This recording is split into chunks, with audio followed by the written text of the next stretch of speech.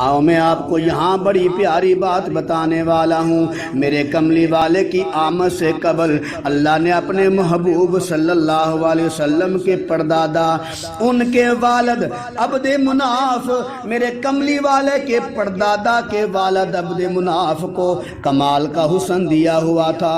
جو بھی ان کو دیکھتا تھا ان کا دیوانہ ہو جاتا تھا۔ لوگ عبد مناف کو یعنی میرے کملی والے کے پردادا کے والد کو قمر البتہا یعنی ریگستان کا چاند کہتے تھے، کیونکہ عبد مناف کی پیشانی سے نور محمدی چمکتا تھا۔ تو معلوم ہوا عبد مناف کی جو عزت لوگ کرتے تھے میرے کملی والے کے نور کی وجہ سے کرتے تھے۔ پھر وہ نور حضرت ہاشم کی صلب میں منتقل ہوا۔ لوگ حضرت ہاشم کو دیکھ کر ان کے ہاتھ چومتے تھے۔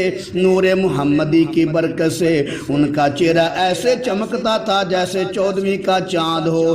یہ ساری کی ساری برکتیں اللہ نے میرے محبوب کے نور کی برکت سے عطا فرمائی تھی۔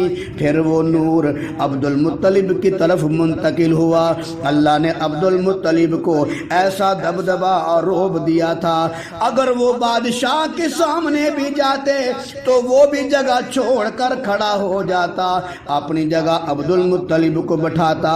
یہ ساری کی ساری برکتیں، یہ ساری کی ساری رونقیں، یہ ساری کی ساری عزتیں اللہ نے میرے کملی والے کے خاندان کو میرے کملی والے کے نور کی برکت سے عطا کی تھی۔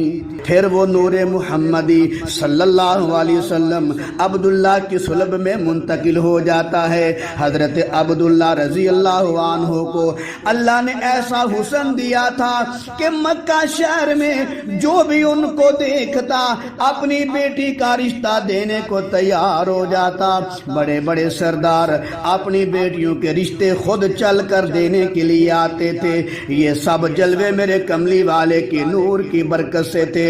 اب میں کہنا چاہتا ہوں عبد مناف کی پیشانی چمکتی تھی میرے نبی کے نور کی برکت سے، ہاشم کی پیشانی چمکتی تھی میرے کملی والے کے نور کی برکت سے، عبد المطلب کو اللہ نے دبدبا دیا تھا میرے نبی کے نور کی برکت سے، عبداللہ کو اللہ نے حسن دیا تھا میرے نبی کے نور کی برکت سے، کائنات کو رونق ملی ہے میرے نبی کی نور کی برکت سے۔ میں آپ کو کہنا چاہتا ہوں ساری دنیا کی جو رونقیں ہیں میرے محمد مصطفیٰ کے نور کی برکت سے ہیں۔